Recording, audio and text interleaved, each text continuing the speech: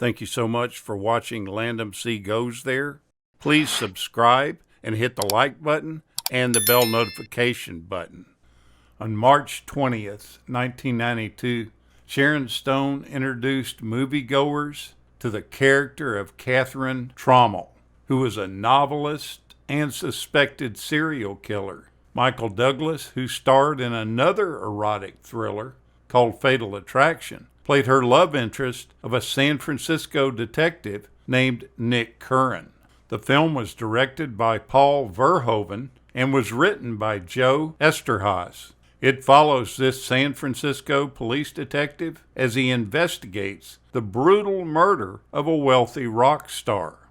During the course of the investigation, the detective becomes entangled in a passionate and intense relationship with Sharon Stone's character of Catherine, the prime suspect. Back in the day that this film was made, spec scripts could sell for millions of dollars. Joe Eszterhas joined the club when he sold the story Basic Instinct, which was a script that took him just 13 days to write.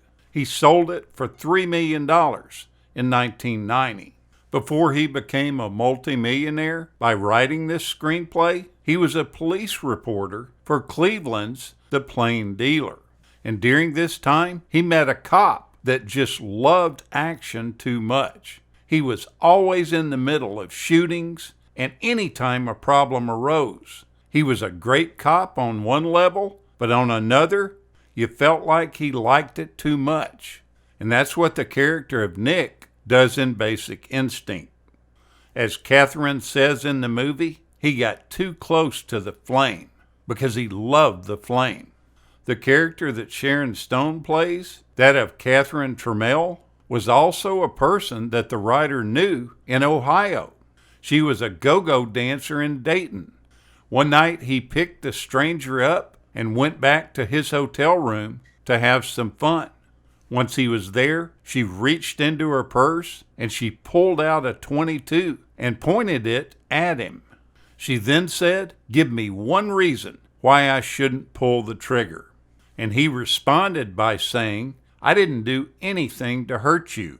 And as far as I know, you enjoyed what we just did." She then let him know that that was all guys ever wanted to do with her and that she was tired of it. They then had a pretty lengthy discussion about this before she put the gun down. So that's where these two random characters collided and where the parts of Basic Instinct come from. The director, in doing the film, wanted to make a modern version of an Alfred Hitchcock thriller, except he wanted to add a lot more of an erotic nature to the film. In traditional films, the killer lurks in the house, the victim walks into the kitchen, makes coffee, opens a book, gets comfortable, and then the killer strikes.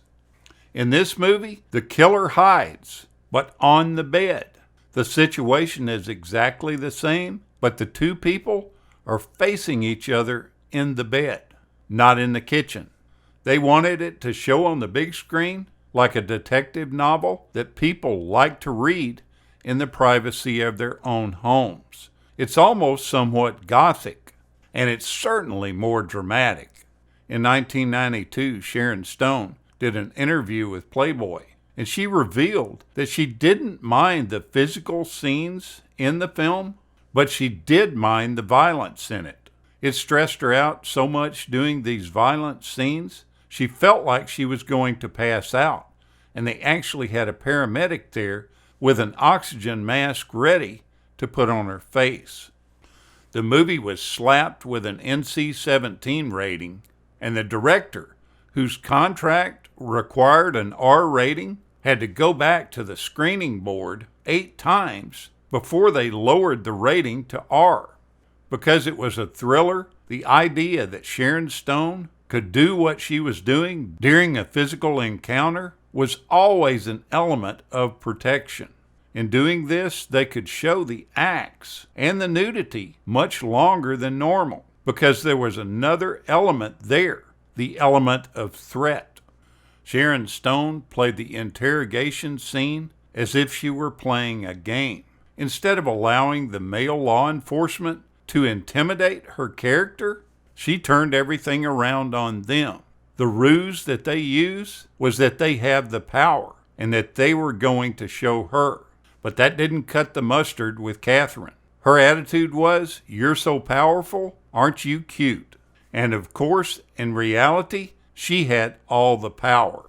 These men put her in a position where she was alone in a chair in the center of an empty room, surrounded. This would be a very intimidating position to be in unless she disarmed them, which is exactly what she did.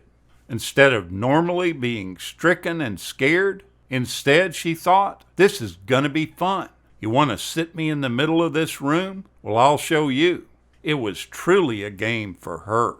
The famous leg crossing scene was not in the original script, but it's definitely the thing that left a mark on audiences. Undoubtedly, this interrogation scene, where Stone notoriously crosses and uncrosses her legs, is stamped into our memory. It's supposedly one of the most paused scenes in movie history, and the whole scene has been parodied many times over the past years. The director decided that the scene would be more fun if Sharon didn't wear any underwear that day. He based this part of the character on a memory that he had from his college years when a woman at a party had done the exact same thing to embarrass him.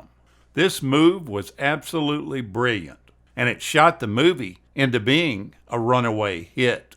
It propelled this famous actress to become a worldwide phenomenon and one of her generation's biggest sex symbols. By doing this scene, Sharon Stone was actually seen as an indecent person by many, because back then things were more conservative than they are today. After people knew her from this scene, she went through a very nasty divorce, and they used this particular movie and the scene against her, and she lost custody of her son because of it. She had to schedule visitations to see her son for years, and she states that it had a profound negative impression on her mental health. Go back and watch this amazing movie and this amazing scene that Sharon Stone pulls off. It's one of the most tense situations you'll ever see in a film. Thank you so much for watching, and we'll continue to chase the classics.